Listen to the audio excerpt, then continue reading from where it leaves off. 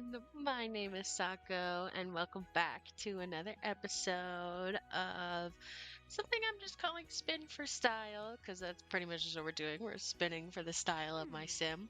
So let's go back to the wheel so we can get a new style.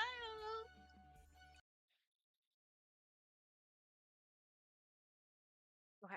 So it's just the exact same wheel, but with not Brad Goff, because that's what we did before. And if you haven't seen that video, go check it out. I think it's pretty okay. Oh,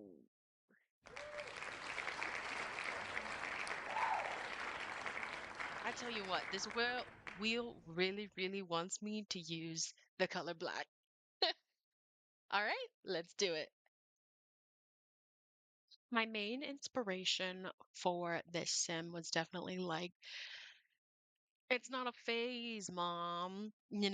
Like I was kind of pulling a lot of inspiration from the late 2000s, early 2010s kind of emo atmosphere, if that makes sense. I think back to like my emo phase back in like junior high, and then sort of the like people that I looked up to then. I really wanted with the hair, the big poofy hair, that like swoops over the eyes, but obviously we don't really have anything like that in The Sims, so I ended up going with that like Parenthood one, and I turned it hot pink because I liked the black in it. I like how it was dyed black. I think it really matched.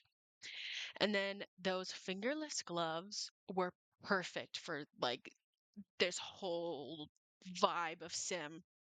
And so I used those fingerless gloves for almost every single outfit just because it really made it. Like, I feel like without those fingerless gloves, it wouldn't feel like the early 2010s emo atmosphere. So I really think that that is what made the outfit. But going into these styles, like these style videos, it's really important to me that like they fit the actual specific subculture that I'm trying to create. So I'm looking at like reference images. I do a lot of research on these styles and fashions just because that's something that I really enjoy to do, is like looking back and seeing what subcultures and fashions and even just like the culture within the subcultures. Because for me, I just really think fashion and style is a big part of culture as a whole. So even looking back at my previous video with trad goth, like I made sure to look into the different subcultures of gothic and like how traditional gothic culture is different from any other gothic subcultures. And so it was also really important to me going into this one that it was distinctly different from the gothic style, because they are very distinctly different styles that I think kind of get mushed together a lot.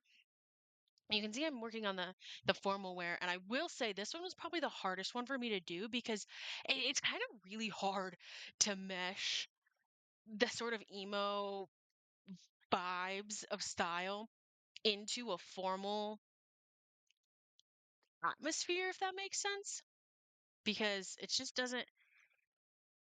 doesn't fit like the high top Converse and the fingerless gloves. Like that just doesn't like mesh well with formal. So you can see I kind of struggled with it for a very long time, but I ended up going with just like a regular dress and styling it with those gloves that we got from the fairy pack and the fishnet tights and then the high top shoes that are kind of like drawn on from the werewolf pack, I want to say.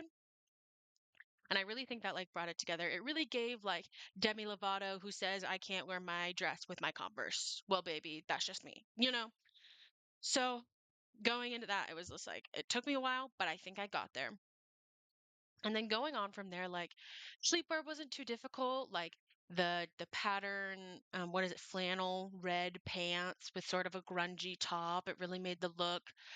Um, and then getting into the party wear, I actually use like those like leggings with the slits in them from the werewolf pack, because there was a lot of like black and white pattern leggings in the inspiration photo, so I really wanted to bring that in.